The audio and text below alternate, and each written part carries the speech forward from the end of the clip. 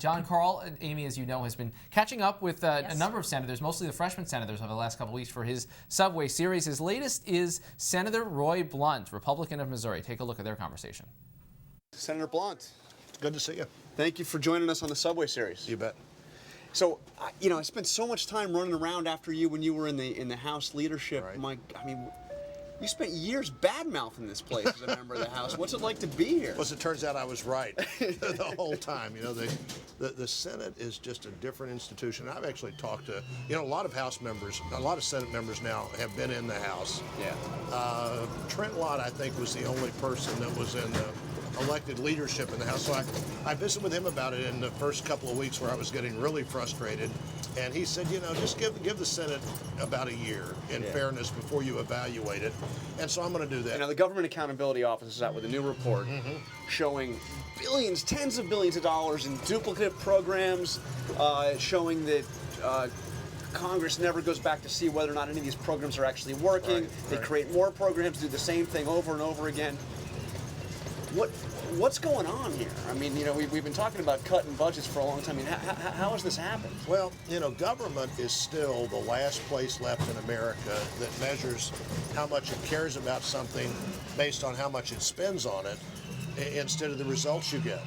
And we've got to be much more focused on how do we do a better job, create a better product for less money. Senator Coburn says that looking at this GAO report and all these duplicative agencies makes Congress look like a bunch of jackasses. Now, you've been here. You've been in the leadership. Have you been acting like a jackass when it comes to this stuff? So is Senator Coburn. Yeah. So everybody. He has to. He didn't exempt himself, to be fair. I've been saying for years, for at least the last 6 years, that Congress does not approach problems, nor does government at any level, like everybody else in America has had to approach those problems. And I have absolutely been advocating for that, and hopefully I'm going to be in an even better position now that people are ready for this. Because you've studied these things for so long, that cutting the kind of stuff we've been talking about so far, the $61 billion the House passed, discretionary spending, you're not going to balance the budget with this stuff. Right. Are you ready to take the leap into proposing real cuts in programs like Medicare and Social Security, if that's what it takes? I think all those things, including defense, have to be on the table. I'm not as interested in having that fight as I am producing a result. Yeah. And so taking the leap in there, if all it does is get a bunch of Democrats saying we'll never do X or we'll never do Y, will not be nearly as productive as sending every message we can possibly send to the president, which is, look, you've got the biggest microphone, you've got the biggest podium, but we're ready to sign on before you go public. So you want him to go first? No, I want us to all go together, but he has to be willing to go there. Okay, do you think it's a mistake for Republicans to go there first, for Republicans to come out with this is the Republican plan? The administration's already said that there's no Social Security problem. We all know there's a Social Security problem. Yeah. Every 30-year-old in America knows there's a Social Security problem. They got to get serious, and we've got to get serious. But it is foolish for us to go out there and get a bunch of Democrats saying there's no Social Security problem. Well, the president had a chance to get out there with his budget, and he didn't. I mean, he completely punted on this. So he even had a better chance, Jonathan. He's the guy that appointed the Deficit Reduction Commission. Nobody made him do that. Right. He appointed the commission. A substantial majority was for a result, and it wasn't even mentioned in the State of the Union. Okay, so given that he hasn't done that, do you think Republicans should go out there, or are you just going to walk into a Democratic trap if you do it on your own? Well, more importantly, I don't think we get a result if we do it on our own.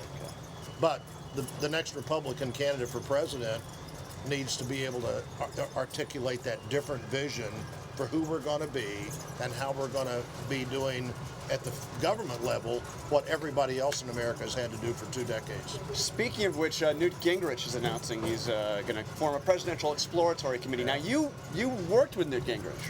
I did. Okay, so tell me, President Gingrich, does it work? I like Newt Gingrich. He's a man that's full of ideas, and is he has presidential material? A vision for the country. We'll see. Okay, now one thing Newt Gingrich just said recently is that the government shutdown, and you got elected right after the government shutdown. You were the next Congress. Right. So you know this stuff. He says that the last government shutdown was actually a good thing for the country a good thing for the Republican Party, ultimately, because it showed the Republicans were serious about what they wanted to do. Yeah. That's a different view than a lot of others who were there had. What's your take on that? Even that statement doesn't mean it couldn't have been better handled. Right. And there's no reason for a government shutdown. You think this place has gotten the message?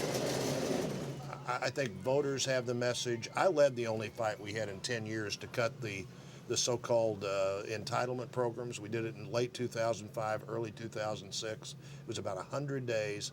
Every phone I had rang all the time, and not one person called and said, thanks for trying to reform these programs, or thanks for trying to cut these programs. Every single call. And literally, I had a bunch of phones at the time, as you remember, Jonathan, and they rang all the time, and every call was, don't cut my program. I don't think that's the America we're living in now. This is the stuff. This is the way you get elected, is passing spending programs people like. It's very rare you see a situation where people get elected by saying they're going to cut something. Well, take something away from you. Actually, some of the House Republicans that I convinced to vote for those reforms and cuts last time didn't get elected again. But I think the country is at a very different place, and we are now so far out of balance. 3.8 trillion spending at the federal level, 2.2 trillion collecting. I mean, it hasn't been that long ago that the whole budget was less than $2 trillion. Now the deficit is almost $2 trillion. All right, on that note, Senator Blunt, thanks for taking the subway with us. Bet. And that's it for Top Line. Twitter.com/Rick Klein, Twitter.com/Amy E. Walter. Those subways sound like fun. I wish I could get on the subway. You can. Go down there. can? Anyone can.